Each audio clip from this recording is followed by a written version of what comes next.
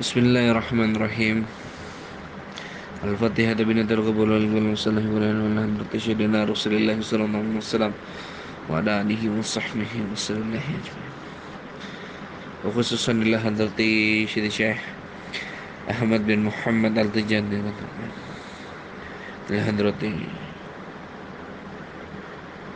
ila hadrati Syekh Salahuddin Muhammad Al-Hasani Al-Tijani wa ila hadrati Syekh Ahmad Al-Khairi radhiyallahu وإلى حضرة جميع خليفته والمقدمه وإخوانه وأحبابه من طريقة التجاني رضي الله عنهم أجمعين ببركة النبي المصطفى محمد رسول الله صلى الله عليه وسلم. الفاتحة.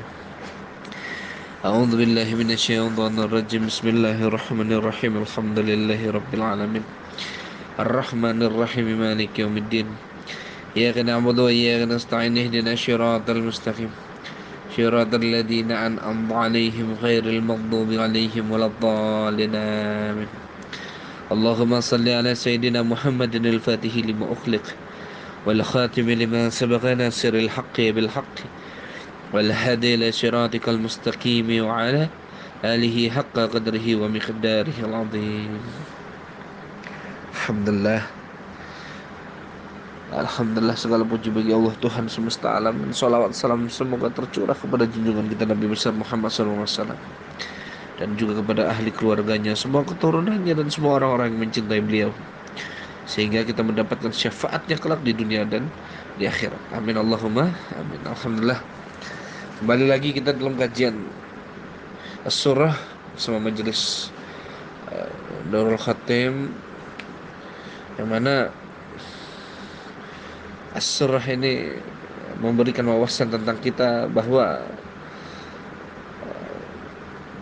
ahlut thariqah itu berjalan dengan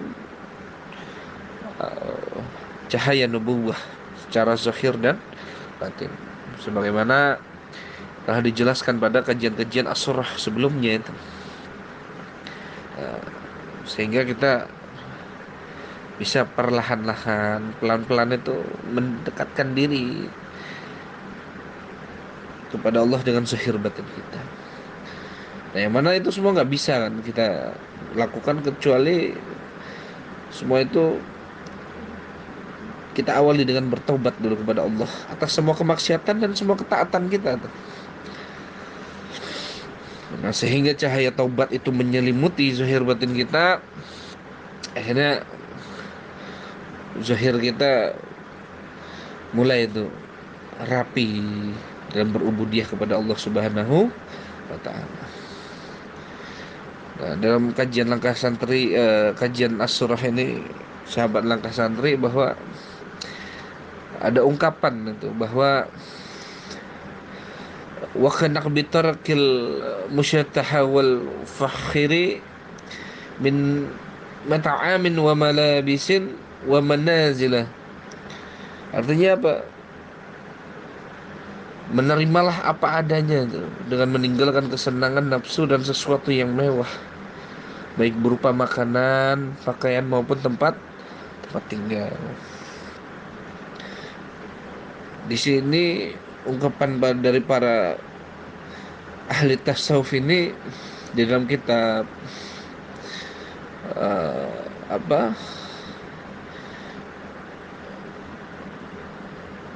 Kifayatul Atqiya, bahwa apa tuh?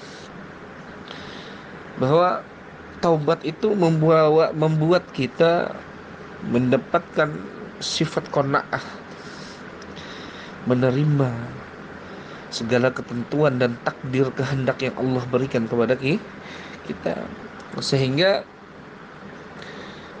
kesenangan nafsu serta hawa nafsu kita itu akan perkara duniawi dan ukhrawi itu terangkat, sehingga kita mendapatkan lillah, mendapatkan lillah.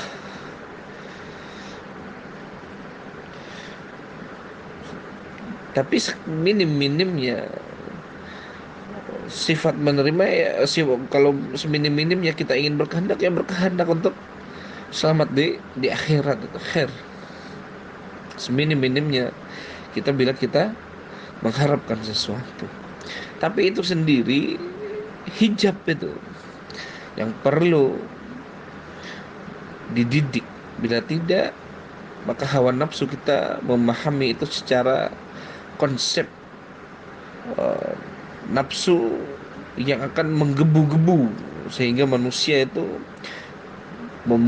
memahami itu membuat dirinya ingin terus beribadah kepada Allah, taat kepada Allah, tapi karena nafsunya belum dididik atau tazkiyatun nafs, mensucikan dirinya itu, sehingga ketaatan itu membuat dia merasa dirinya suci. Ini masalah itu. Sehingga seperti kajian yang sebelumnya bahwa bisa jadi ketaatanmu adalah awal kemaksiatanmu di hadapan Allah. Nah, kita ibadah ini kan masih ru'yatun nafs, belum ru'yatullah. Kita ini ibadah ini masih diri kita yang merasa ibadah.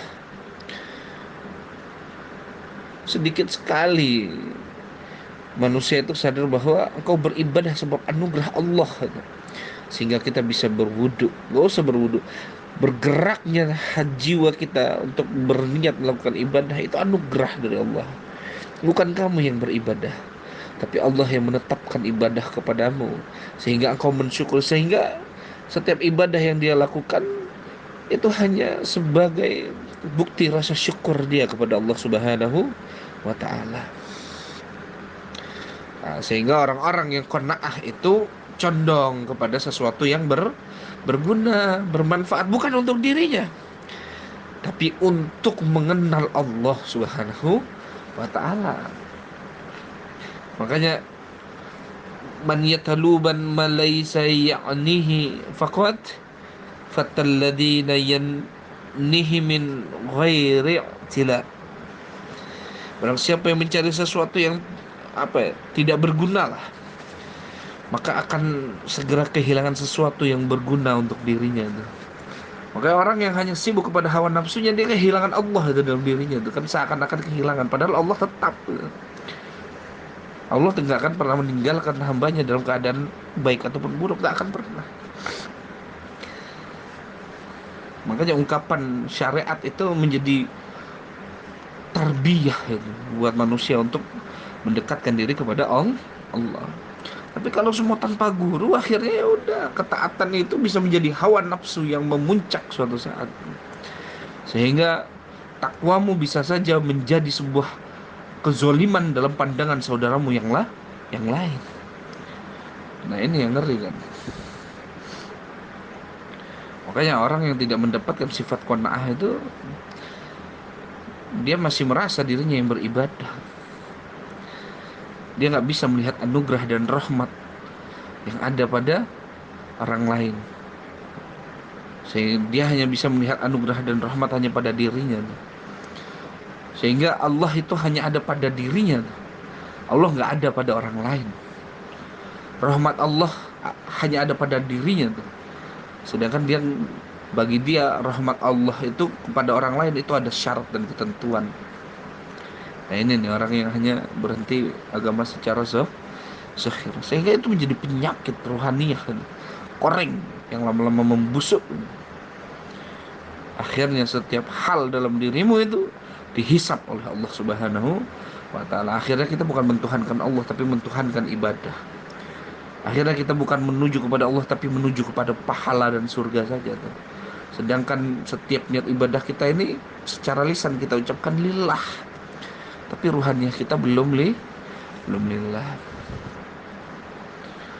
Makanya orang yang benar-benar telah bertaubat, maka mendapatkan warisan sifat qanaah, menerima segala hal, baik buruk.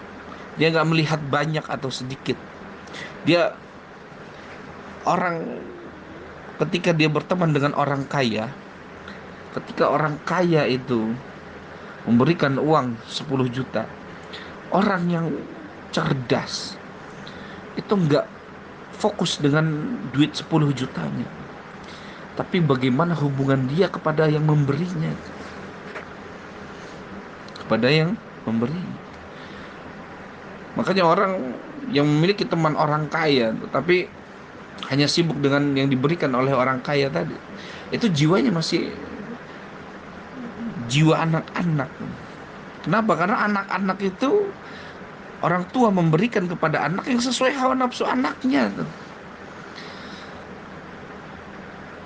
Karena dia bocah tuh. Makanya ulama pernah mengingatkan kita bahwa ahlu tasawuf itu pernah mengungkapkan bahwa jangan pernah kamu berguru kepada orang yang umurnya 90 tahun tapi jiwanya masih bocah, masih anak-anak. Kenapa? Karena mereka hanya menampakkan hawa nafsunya aja. Akhirnya diuji orang-orang seperti itu dengan apa? Dengan keadaan-keadaan. Wah, ngeri. Makanya orang saking taatnya ketika Allah uji dengan keadaan yang di luar pemahaman syariat yang dia pahami gitu. Karena hanya memahami agama secara zahir, akhirnya dia berdoa tuh. Aku takut ya Allah, bila keadaan ini kau berikan, aku takut tidak ada lagi yang menyembahmu. Kata Allah, aku nggak butuh kalian. Aku nggak butuh kalian menyembahku atau enggak. Kalian taat kepadaku tidak menambah kemuliaanku. Kalian tidak taat kepadaku juga tidak mengurangi kemuliaanku. Aku tidak membutuhkanmu, kamu yang membutuhkanku, wahai hambaku. Nah ini makanya orang yang hanya memahami ketaatan tanpa didasari dengan jiwa yang telah ditarbiyah, tazkiyah dan tarkiyah oleh seorang mursyid yang kamil, dia hanya akan mendapatkan hawa nafsunya saja, walaupun kakinya itu bengkak sebab ibadahnya. Makanya kajian-kajian as-surah sebelumnya itu menyambung semua sampai kajian yang sekarang. Makanya soal bagian ulama itu mengungkapkan itu dalam kitab Al-Ibid. Apa al-abadu hurru in qani'an wa hurru abadun in fana'a in qana'ah.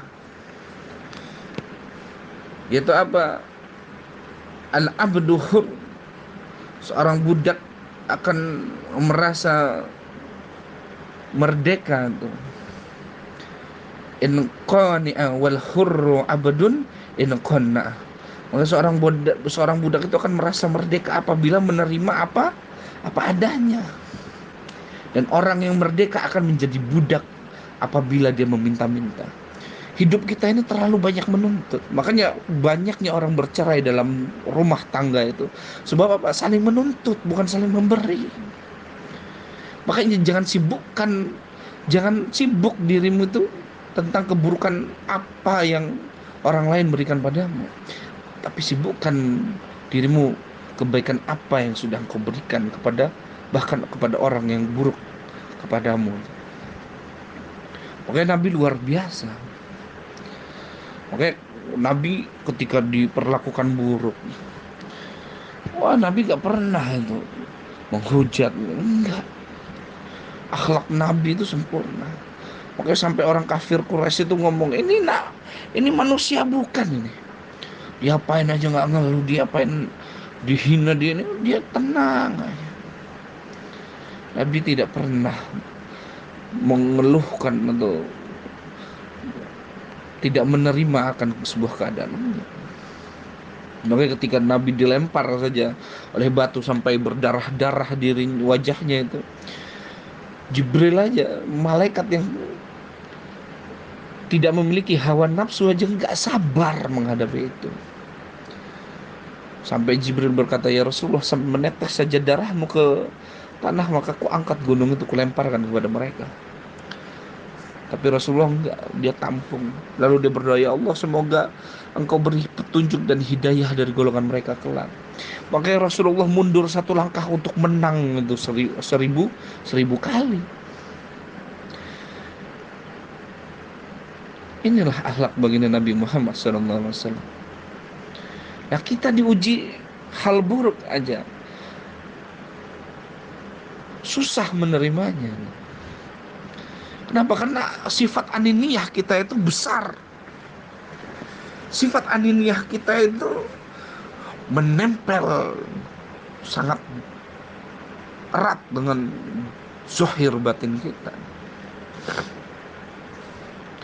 Sehingga keadaan yang buruk saja bisa menggoyangkan jiwa kita tuh.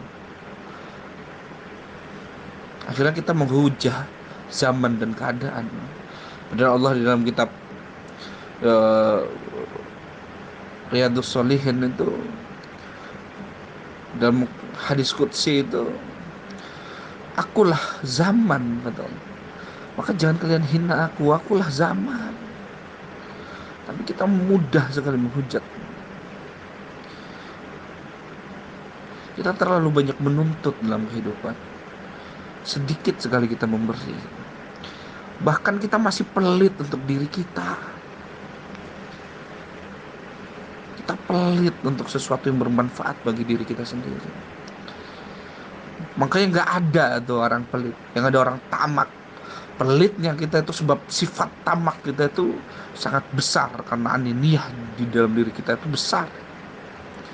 Akhirnya apa? Tamakan kita itu membuat kita itu pelit kepada diri kita dan orang lain. Berharap pahala dari Allah aja kita masih bohong. Mungkin perlunya kita hadir di majelis ahlu tasawuf, ahlu thariqah, agar kita dibimbing dengan perkara-perkara dan keadaan-keadaan seperti ini, sehingga kita diwarisi sifat qanaah atau menerima. Makanya baginda Nabi Muhammad SAW bersabda tuh, al-qanaatu kanzun la yafna. Qanaah itu harta simpanan yang tidak akan ada habisnya. La yafna, enggak akan pernah habis. Makanya kalau kita mau bersyukur itu bukan dari gaji bulanan yang kita dapat, bukan dari penghasilan harian dari usaha kita, enggak. Hitung tuh minummu. Kalau kamu minum di rumah, hitung tuh kalau di luar berapa tuh segelas segitu. Kamu makan di rumah, kalau di luar berapa tuh. Hitung, kalkulasiin tuh. Coba lihat, pendapatanmu sebulan 3 juta, bisa jadi dalam sebulan kau menghabiskan duit hampir 7 juta. Itu yang kau syukuri. Itu yang kita syukuri. Makanya kalau belajar bersyukur simpel. Hitung semua yang kau nikmati itu dalam keseharian. Makanya akan banyak sekali kamu dapatkan bahwa banyak sekali nikmat-nikmat Allah yang tidak terhitung dalam hidupmu. Makanya bersyukur itu adalah pondasi yang luar biasa ketika engkau ingin bermakrifat kepada Allah Subhanahu wa ta'ala. Nah, kita bersyukur itu hanya kepada keadaan yang enak sama hawa nafsu kita aja. Sedangkan baginda Nabi mengajarkan bahwa kalau engkau mendapatkan keadaan baik, ucapkan alhamdulillahirabbil alamin. Kalau engkau mendapatkan keadaan buruk, alhamdulillah ala kulli hal. Kita disuruh memuji Allah di segala hal keadaan yang hadir dalam kehidupan kita. Tapi kita hanya memuji Allah pada yang sesuai dengan hawa nafsu kita. Nah, ini nih hijab yang tebal dalam diri kita nih. Makanya kita mengharapkan surganya masih bohong. Masih bohong. Makanya baginda Nabi bersabda tuh, al-qanaatu kanzul la yafna. Qanaah itu harta simpanan yang tidak akan ada habisnya. Az-zaman qani'a wa zalla man tami'a. Orang yang qanaah itu akan mulia, dan orang yang tomak itu akan terhina. Makanya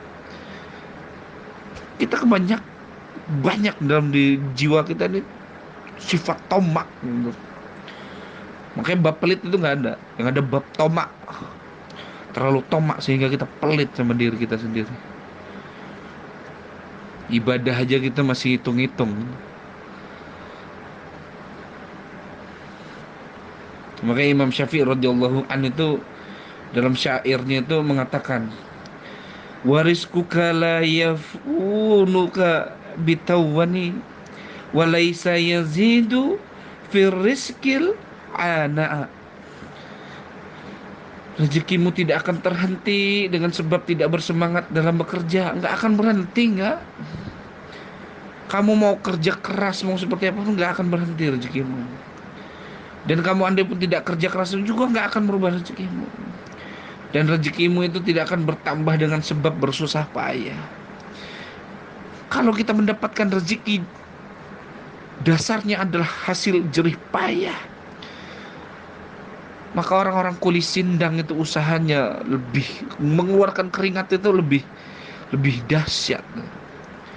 Para petani itu menanam padi itu dengan penuh kelelahan itu. Tapi yang kaya ya orang yang memang ditakdirkan kaya kan.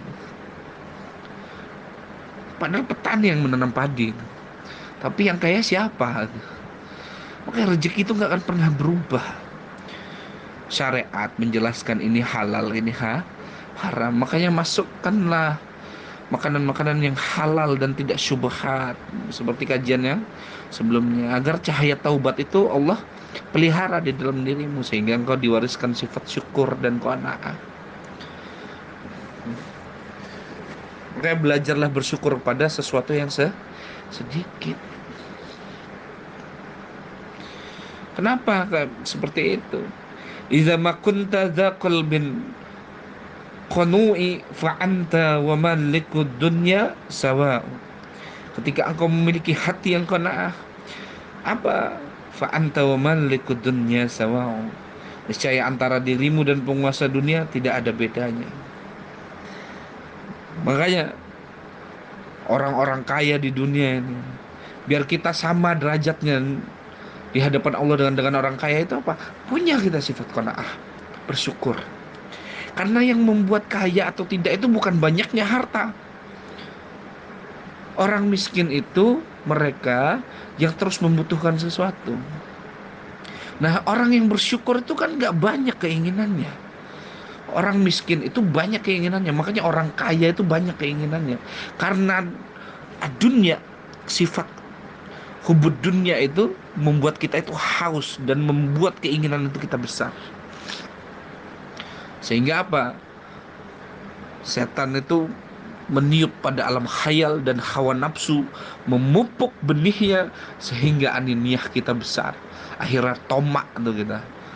Sedikit pun qanaah dan bersyukur itu nggak akan pernah kita menoleh saja kita kepada qanaah dan syukur, enggak. Saking besarnya tomak dalam diri kita. Nah, inilah madrasah thariqah ahli tasawuf, agar kita dididik ini, kita paham. Kenapa? Bukan hanya zahir yang bisa memiliki koreng, tapi hatimu juga memiliki koreng yang perlu diobati. Makanya dokter hanya bisa mengobati penyakit zahirmu, tapi siapa yang bisa mengobati penyakit batinmu? Mereka yang mendapatkan warisan-warisan cahaya nubuwah dari ruhaniyah baginda Nabi Muhammad sallallahu alaihi wasallam. Makanya seorang sufi sejati itu mencari makan hanya sekedar itu, hanya untuk mengganjal perutnya, untuk beribadah dia kepada Allah. Dia nggak berlebihan. Andai pun Allah kasih lebih, maka dia hanya mengambil apa yang cukup bagi dirinya. Tidak dia tamak dengan perkara yang Allah tampakkan lebih pada dirinya.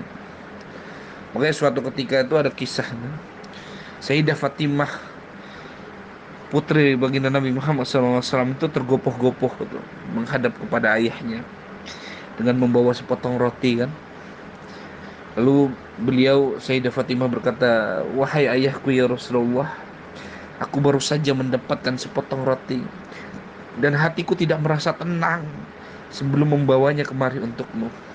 Lalu baginda Nabi Muhammad SAW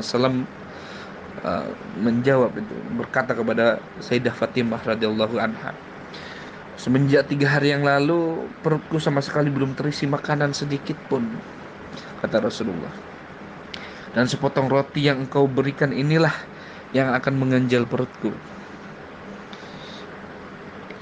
Demikian ini luar biasa tuh perilaku Rasulullah SAW yang mencerminkan sifat qanaah yang patut diteladani oleh umatnya. Kita kebanyakan dengerin ceramah di YouTube, Kita ini kebanyakan dengerin ceramah di media, duduk jumpain seorang mursyid sehingga kita dapat warisan ini. Betapa luar biasanya Rasulullah. Beliau 3 hari tidak makan, tapi Sayyidah Fatimah radhiyallahu anha,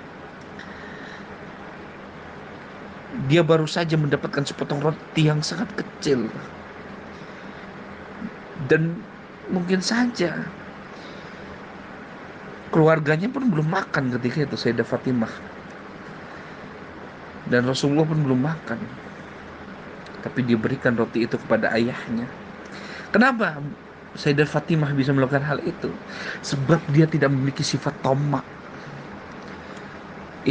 Suaminya Sayyidina Ali radhiyallahu an, putranya Hasan dan Husain, itu merasa bahwa cukup bagiku Allah dan Rasulnya. Tapi Allah memberikan anugerah nikmat pada kita di akhir zaman, yang mana kita dengan bekerja sebentar aja kita bisa dapat makan. Atau bahkan kita pergi ke masjid-masjid sekarang yang lagi rame, yang mana ada yang namanya konsep Jumat Barokah. Kita untuk makan di akhir zaman aja gampang. Zaman dulu mencari makan itu susah, tapi mereka udah mendapatkan sifat syukur dan qanaah. Tapi zaman sekarang mencari makan itu gampang, tapi disembunyikan itu sifat syukur dan qanaah oleh Allah. Makanya akhir zaman itu seburuk-buruknya keadaan.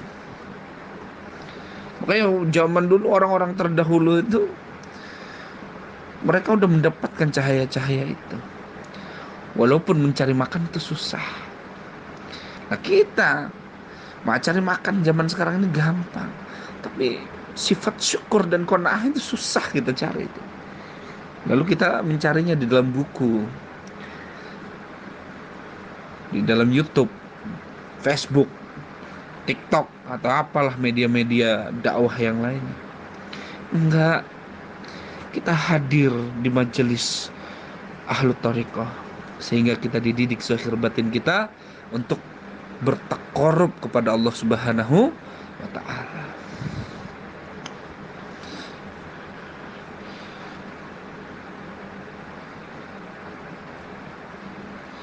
Makanya kita ini masih banyak bohongnya di hadapan Allah Subhanahu wa ta'ala. Sebab itu nggak ada yang bisa membersihkan jiwa ini kecuali dengan zikrullah. Zikir, mengingat Allah di setiap hembusan nafas, bahkan kedipan matamu. Agar apa? Agar Allah mencintai kita, agar Allah merahmati kehidupan kita. Kalau Allah telah cukup bagi seorang hamba, maka Allah cukupkan seluruh apapun tentang hamba itu. Makanya baginda Nabi SAW itu bersabda, Innallaha idza ahabba abdan ja'ala rizqahu kafafan aiba qadri kifayatihi la yazidu 'alaiha fayudghihi wala yanaqusu anha fayu'adhihi. Sesungguhnya Allah ketika mencintai seorang hamba itu, maka hamba itu akan rezekinya itu akan Allah cukupkan. Maknanya apa? Dia sadar, dia dianugerahi sifat qanaah dan rasa syukur sehingga dia tidak berlebih-lebihan atas kebutuhannya. Karena apa? Karena dia sadar hal seperti itu akan mengakibatkan kedurhakaan atau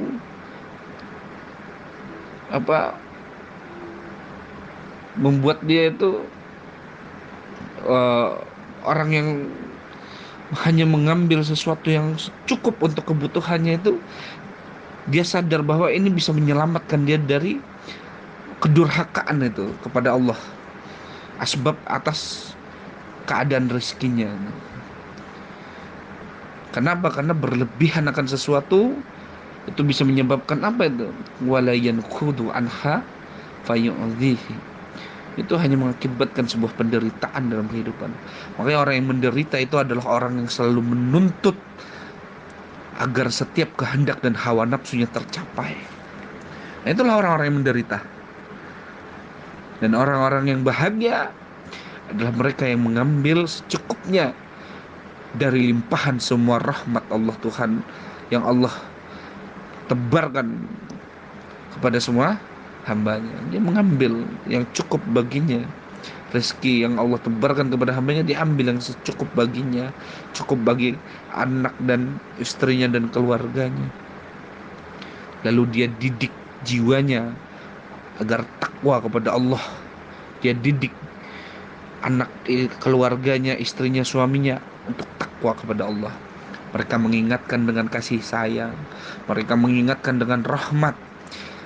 Makanya orang-orang yang mendapatkan cahaya-cahaya rahmat, mereka menasihati tanpa menyakiti, bahkan menghakimi, enggak. Nah, kita kan belajar agama kebanyakan menghakimi, kita menjadi Tuhan bagi saudara kita sendiri. Ini bahaya, penyakit. Makanya agama itu menjadi tarbiyah itu untuk mentajribkan rohaniah kita, sehingga kita bisa bermakrifat kepada Allah Subhanahu wa taala. Dengan apa? Dengan berqanaah dan bersyukur kepada Allah Subhanahu wa taala. Sehingga berlebih-lebihan itu dalam segala masalah duniawi itu seperti memakai pakaian yang mewah-mewah, membuat rumah yang megah, menyantap makanan yang lezat dan sebagainya lah, mengikuti hawa nafsunya lah. Tapi ada itu Ustaz, wali yang kaya gitu. Ya, dia telah mendapatkan kezuhudan. Dia telah mendapatkan cahaya zuhud. Al-imanu khurujuka anhum. Iman itu mengeluarkan dirimu dari makhluk. Ad-dunya itu makhluk. Wali-wali yang udah ma'rifatullah, walaupun secara zahir dia kaya, tapi hatinya zuhud di hadapan Allah. Dia gak merasa memiliki itu. Makanya kisah Sayyidah Rabi'atul Adawiyah itu, saking zuhudnya beliau, beliau itu orang susah, harta bendanya sedikit, tapi rumah beliau dimasuki maling. Lalu ketika Sayyidah Rabi'atul Adawiyah tahu bahwa maling itu telah masuk ke dalam rumahnya, ditegur maling itu, dikasih salam, dikasih makan, disuruh ambil apa saja yang cukup bagimu untuk memenuhi kehidupanmu esok. Ciut hati itu. Makanya orang-orang yang ketika berhadapan dengan wali-wali Allah, dia merasa terbimbing ruhaniahnya. Nah, itu wali itu. Makanya ketika kita berhadapan dengan seorang syekh, seorang mursyid, yang mana kita ngerasa bahwa ada cahaya rohaniah yang membuat sadar kita, yang seakan-akan menuntun itu untuk membawa kita lebih mendekatkan diri kepada Allah. Nah, itu wali itu dia. Makanya ulama-ulama zohir itu hanya menghidupkan zohir manusia. Zohir itu apa? Akal, hati itu masih zohir. Batin itu apa? Ruhaniyah itu. Tapi bagi ulama-ulama zohir, hati itu udah batin tuh. Padahal sebaik-baiknya hati dia terus membolak-balikkan. Makanya ya muqallibal qulub, wahai hati yang berbolak-balik, sebersih-bersih hatimu, dia akan diguncang oleh Allah, dan dia akan berbalik-balik itu ketika Allah guncang. Makanya orang yang bersandar dengan akalnya, sebenar-benar akalnya, maka dia akan menghadapi apa itu? Di atas langit masih ada langit. Makanya sebenar-benarnya akal, dia akan dikalahkan dengan akal yang lain. Dan sebersih-bersih hati, dia akan diguncang dengan keadaan. Lalu di mana ketakwaan? Takwa itu rohani. Takwa itu cahaya Rabbani yang Allah tembakkan langsung ke dalam jiwa seorang hamba.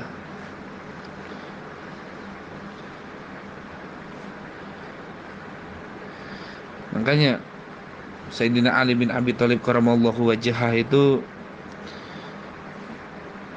mengungkapkan di dalam kitab Salamil Al-Fudala itu, apa itu? Man talaba ma la ya'nihi fatahu ma ya'nihi. Barang siapa yang mencari sesuatu yang tidak bermanfaat, maka akan kehilangan sesuatu yang bermanfaat. Maka jangan sampai engkau dalam kehidupanmu, ketika kita kerja, ketika kita berdagang, berniaga, jangan sampai tujuanmu bukan untuk mendekatkan diri kepada Allah. Karena ketika engkau bekerja, berniaga, atau melakukan aktivitas bukan untuk mendekatkan diri kepada Allah, maka engkau akan kehilangan sesuatu yang paling berharga dalam hidupmu. Apa? Bimbingan dari Allah Subhanahu wa Ta'ala. Inilah sifat qanaah, agar kita terus merasa cukup. Inilah sifat syukur, agar kita terus mensyukuri dari hal yang sedikit, bukan sesuatu yang banyak. Bersyukurlah pada sesuatu yang sedikit, pada sesuatu yang susah, sehingga engkau bisa berqanaah pada sesuatu yang lebih. Dan terbimbing jiwa kita untuk berubudiyah kepada Allah Subhanahu wa Ta'ala. Akhirul kalam, semoga wawasan ini menjadi sebuah gambaran dalam ruhani kita, agar kita lebih mendekatkan diri kita kepada madrasah tarekah, pada mursyid-mursyid yang kamil, sehingga kita terbimbing ruhani kita, zahir dan batin kita, untuk berubudiyah kepada Allah Subhanahu wa Ta'ala. Dan kurang lebihnya bila ada khilaf kata dan hal yang tidak berkenan, ana al-faqir mohon maaf lahir dan batin. Allahumma salli ala sayyidina Muhammadin al-Fatih lima ukhliq wal khatimi lima sabaq nasiril haqqi bil haqqi wal hadi ila syiratikal mustaqim wa ala alihi haqqa qadrihi wa miqdarihil azim.